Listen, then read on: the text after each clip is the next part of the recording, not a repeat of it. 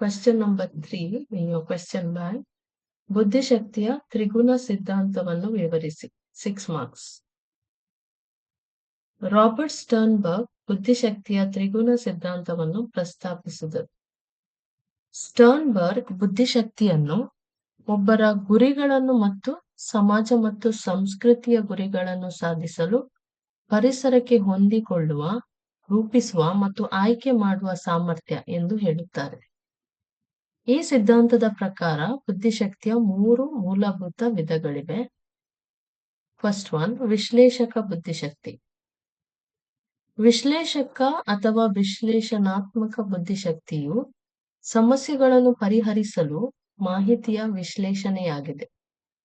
ಈ ಸಾಮರ್ಥ್ಯವಿರುವ ವ್ಯಕ್ತಿಗಳು ವಿಶ್ಲೇಷಣಾತ್ಮಕವಾಗಿ ಮತ್ತು ವಿಮರ್ಶಾತ್ಮಕವಾಗಿ ಯೋಚಿಸುತ್ತಾರೆ ಮತ್ತು ಶಾಲೆಗಳಲ್ಲಿ ಯಶಸ್ವಿಯಾಗುತ್ತಾರೆ. ಈ ಬುದ್ಧಿಶಕ್ತಿಯು 3 ಘಟಕಗಳನ್ನು ಹೊಂದಿದೆ, ಪ್ರತಿಯೊಂದು ವಿಭಿನ್ನ ಕಾರ್ಯವನ್ನು ನಿರ್ವಹಿಸುತ್ತದೆ. ಮೊದಲನೆಯದು ಜ್ಞಾನ ಸಂಪಾದನೆಯ ಅಂಶವಾಗಿದೆ. ಇದು ಕಾರ್ಯ ಮಾಡುವ ವಿಧಾನಗಳ ಕಲಿಕೆ ಮತ್ತು ಅರ್ಜನೆಗೆ ಕಾರಣವಾಗಿದೆ.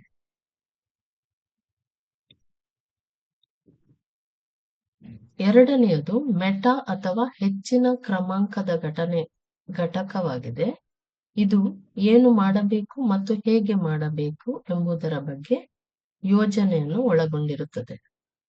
ಮೂರನೆಯದು ಕಾರ್ಯಕ್ಷಮತೆಯ ಅಂಶವಾಗಿದೆ. ಇದು ನಿಜವಾಗಿ ಕಾರ್ಯಗಳನ್ನು ಮಾಡುವುದನ್ನು ಒಳಗೊಂಡಿರುತ್ತದೆ. ಸೆಕೆಂಡ್ ಒನ್, ಅನುಭವಾತ್ಮಕ ಬುದ್ಧಿಶಕ್ತಿ. ಅನುಭವಿ ಅಥವಾ ಸೃಜನಶೀಲ ಬುದ್ಧಿಶಕ್ತಿಯು ಹೊಸ ಸಮಸ್ಯೆಗಳನ್ನು ಪರಿಹರಿಸಲು ಹಿಂದಿನ ಅನುಭವಗಳನ್ನು ಸೃಜನಾತ್ಮಕವಾಗಿ ಬಳಸಿಕೊಳ್ಳುವಲ್ಲಿ ತೊಡಗಿಸಿಕೊಂಡಿವೆ. ಇದು ಸೃಜನಶೀಲ ಕಾರ್ಯಚಟುವಟಿಕೆಗಳಲ್ಲಿ ಪ್ರತಿಫಲಿಸುತ್ತದೆ. ಈ ಅಂಶದ ಮೇಲೆ ಹೆಚ್ಚಿನ ವ್ಯಕ್ತಿಗಳು ಹೊಸ ಆವಿಷ್ಕಾರಗಳನ್ನು ಮಾಡಲು ವಿಭಿನ್ನ ಅನುಭವಗಳನ್ನು ಮೂಲ ರೀತಿಯಲ್ಲಿ ಸಂಯೋಜಿಸುತ್ತಾರೆ.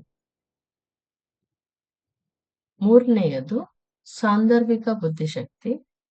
ಸಂದರ್ಭೋಚಿತ ಅಥವಾ ಪ್ರಾಯೋಗಿಕ ಬುದ್ಧಿಶಕ್ತಿಯು ದೈನಂದಿನ ಆಧಾರದ ಮೇಲೆ ಎದುರಾಗುವ ಪರಿಸರದ ಬೇಡಿಕೆಗಳನ್ನು ನಿಭಾಯಿಸುವ ಸಾಮರ್ಥ್ಯವನ್ನು ಒಳಗೊಂಡಿರುತ್ತದೆ. ಇದನ್ನು ಬೀದಿ ಚಾತುರ್ಯ ಅಥವಾ ವ್ಯಾವಹಾರಿಕ ಜ್ಞಾನ ಎಂದು ಕರೆಯಬಹುದು. ಈ ಅಂಶದಲ್ಲಿ ಹೆಚ್ಚಿನ ವ್ಯಕ್ತಿಗಳು ತಮ್ಮ ಪ್ರಸ್ತುತ ಪರಿಸರಕ್ಕೆ ಸುಲಭವಾಗಿ ಹೊಂದಿಕೊಳ್ಳುತ್ತಾರೆ ಅಥವಾ ಅಸ್ತಿತ್ವದಲ್ಲಿರುವ ಪರಿಸರಕ್ಕಿಂತ ಹೆಚ್ಚು ಅನುಕೂಲಕರ ವಾತಾವರಣವನ್ನು ಆಯ್ಕೆ ಮಾಡಿಕೊಳ್ಳುತ್ತಾರೆ ಅಥವಾ ಅವರ ಅಗತ್ಯಗಳಿಗೆ ಸರಿಹೊಂದುವಂತೆ ಪರಿಸರವನ್ನು ಮಾರ್ಪಡಿಸುತ್ತಾರೆ. ಆದ್ದರಿಂದ ಅವರು ಜೀವನದಲ್ಲಿ ಯಶಸ್ವಿಯಾಗುತ್ತಾರೆ.